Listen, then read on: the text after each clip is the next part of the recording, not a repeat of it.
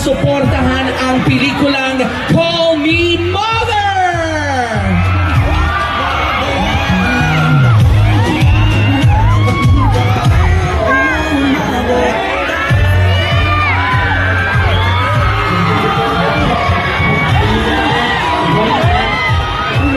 Pilipinang Pilipino. Maraming salamat po sa inyo lahat. Guys, Call Me Mother this December 25. Para mas masaya po yung Pasko nyo, kita-kita po tayo sa sinahan. See you guys there. Hello mga kami! Maraming salamat po sa lahat ng pumunta. Ako po si Shubi Edrata at iniimbitahan ko po kayo manood ng Call Me Mother December 25 lang po yan. Maraming salamat. Shout out to Kat! I love you. Yes! Hello!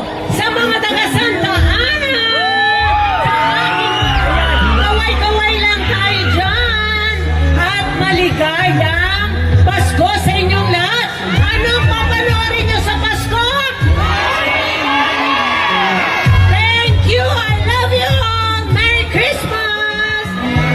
Merry Christmas, everyone! Spend your Christmas with Vice Ganda and the whole cast of Call Me Mother! Make this number one! Ayan, ako na susunod!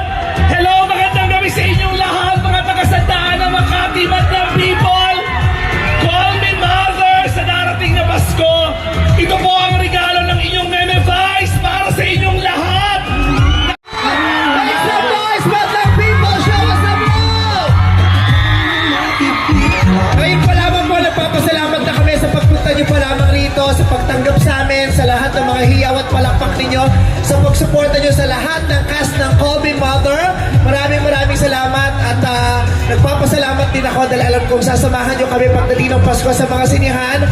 Manunood kayo ng mga entries ng Metro Manila Film Festival at syempre alam kong hindi nyo kakalimutan ang entry namin.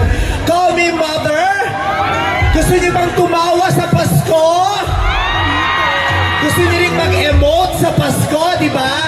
Lahat ng emosyon mararamdaman po natin sa panonood ng pelikulang ito. Promise po, kilandahan namin ang pelikulang ito.